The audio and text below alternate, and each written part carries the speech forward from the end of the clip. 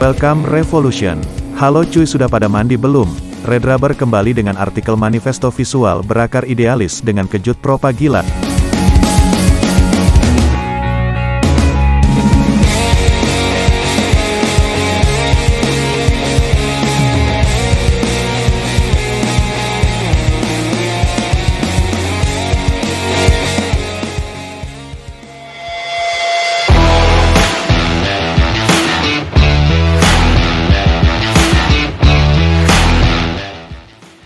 Pada era 1978, punk tengah didera krisis identitas. Januari tahun itu, penggemar musik mainstream Amerika dan England gagal melihat daya tarik punk saat meledak tahun 77, meski label yang menaungi seperti The Clash, Ramones dan Sex Pistols memasarkan debut gacoan mereka habis-habisan di era itu.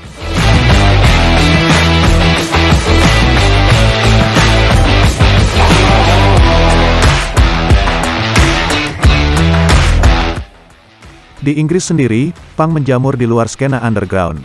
Ironisnya, generasi justru beku. Musababnya, band punk baru membludak oleh band-band baru ini tak punya kesamaan visi karena mereka bersandar jadi anak punk cuma pengen ngetop. Ada pula yang keranjingan etos do it yourself dan dalam hitungan hari sekedar bikin band punk. Namun, yang paling menyedihkan, punk mulai keropos karena sound genre itu sendiri mulai bermutasi.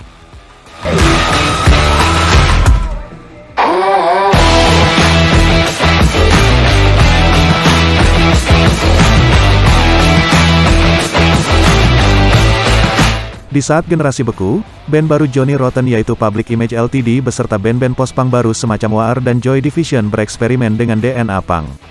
Serta mengoplosnya memakai analis baru. Mulai dari art rock, synthesizer, noise hingga dub. Di sisi lain spektrum punk, kolektif anarko-punk merilis debut mereka dan sesumbar bakal merevolusi punk dengan caranya sendiri. Musik punk bergulat dengan identitasnya dan mengalami banyak mutasi, sebuah subgenre punk diam-diam lahir. Bergenre pop punk meski baru bisa dikenali sebagai subgenre mandiri, beberapa tahun kemudian, pop punk nyatanya memang lahir pada 1978.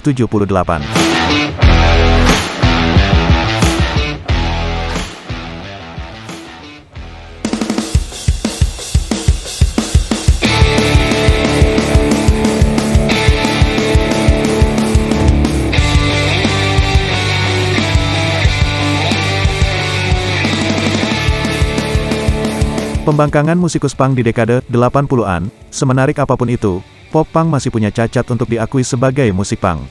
Hal ini keluar dari mulut pembenci kejumudan pop punk di awal eranya. Dengan kata lain, pop punk yang dimiripkan oleh musik rock yang katanya mereka tentang, pop punk punya fungsi berbeda dari semua band punk angkatan 1978.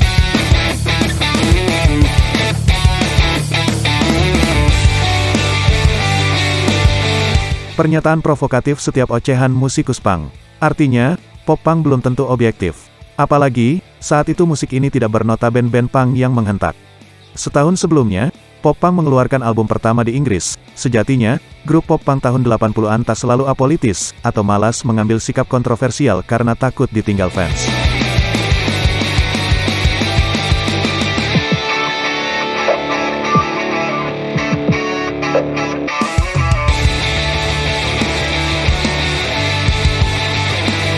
Bahkan di awal kelahirannya, pop punk tak hanya jadi versi punk yang lebih ringan dan mudah dicerna.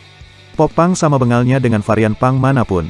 Hanya saja, pop punk memberontak pada aspek-aspek yang membentuk punk itu sendiri mulai dari nihilisme, tampang bad boy anak punk, cemoohan punk terhadap melodi hingga sikap yang so serius ala punk. Dengan kata lain, pop punk adalah secara teori adalah bentuk pop punk yang mengkritik punk dengan mendekati sisi eksperimental musik.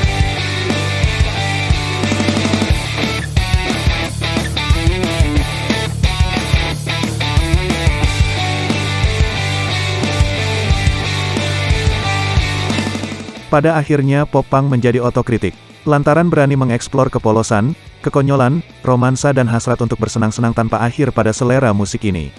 Beberapa pelaku pop punk adalah anak-anak kampus seni, sebagian lagi anak jalanan yang main musik, sebagian ingin jadi rockstar, ada juga cuma ingin main musik lalu cepat-cepat pulang ke rumah.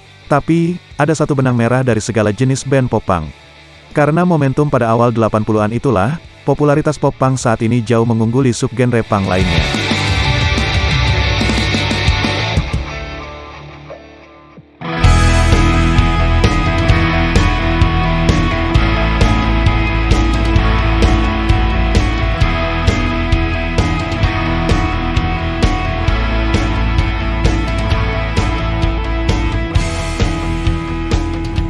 Maka band lain yang pindah dari suara pop punk tradisional ke suara yang lebih alternatif menjadi keseimbangan dan ketenangan. Pop punk, juga dikenal sebagai punk pop, adalah genre musik rock yang menggabungkan tekstur dan tempo cepat punk rock dengan melodi dan progresi akord dari power pop.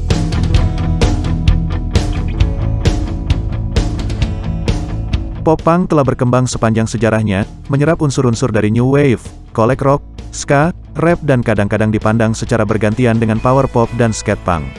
Setelah tahun 2000-an, aksi pop punk sebagian besar tidak dapat dibedakan dari artis yang ditandai sebagai emo.